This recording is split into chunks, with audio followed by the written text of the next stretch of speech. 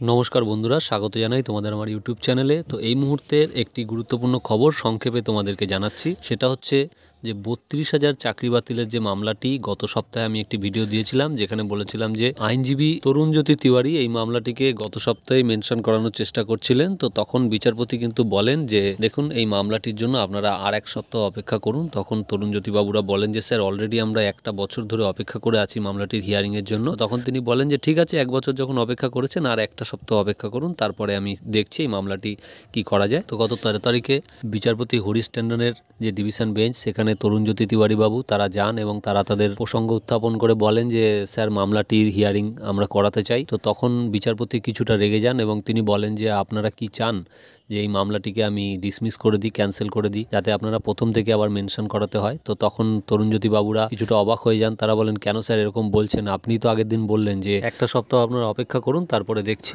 এবং কনসার্ন সমস্ত যে পার্টি আছে তাদেরকেও আমি জানিয়ে দিয়েছি। তো তখন বিচারপতিরা বলেন যে যখন এর আগে একদিন আমরা শুনানি করতে চেয়েছিলাম আপনাদের এই মামলাটি, তখন আপনারা কোথায় ছিলেন? তখন তো সমস্ত কোনো পার্টিকেই খুঁজে পাওয়া যায়নি এই মামলাটি। তো এখন এরকমই হবে, কারণ আপনাদের থেকেও অনেক বেশি দিন ধরে বঞ্চিত অনেক মামলা কিন্তু রয়েছে, যে মামলাগুলো আমরা এখনো শুনে উঠতে পারিনি। তাহলে সেই মামলাগুলোকে বাদ দিয়ে আপনাদের মামলাগুলোকে আমরা আগে কি করে শুনবো? এরকমও আছে যে ২ বছর ধরে মামলাটা ঝুলছে, ৩ বছর ধরে মামলা ঝুলছে। তো সেক্ষেত্রে তাদেরকে আগে না শুনে আপনাদেরকে আগে প্রায়োরিটি আমি কি করে দেবো? তো যেহেতু মামলাটি তো অলরেডি কজ লিস্টে আসছে, সেখানে তো নতুন করে আর মেনশনিং করার দরকার নেই। যখন কজ লিস্টে মামলাটি সামনের দিকে চলে আসবে, আমরা নিশ্চয়ই শুনবো। যেহেতু মামলাটি এখন কজ লিস্টের সামনের দিকে আসছে না, তাহলে বুঝতে হবে সামনের দিকের আরও আগের পেন্ডিং মামলাগুলো রয়েছে, গুরুত্বপূর্ণ মামলাগুলো রয়েছে। তো বিচারপতিরা এরকম মন্তব্য করেন এবং এরপরে কিন্তু তরুণজ্যোতি বাবুরা তাদের পক্ষ থেকে নানা রকম রিকোয়েস্ট করতে থাকেন যে স্যার, একটু কাইন্ডলি দেখুন, এই মামলাটা অনেক গুরুত্বপূর্ণ, অনেক কিছু বলেন।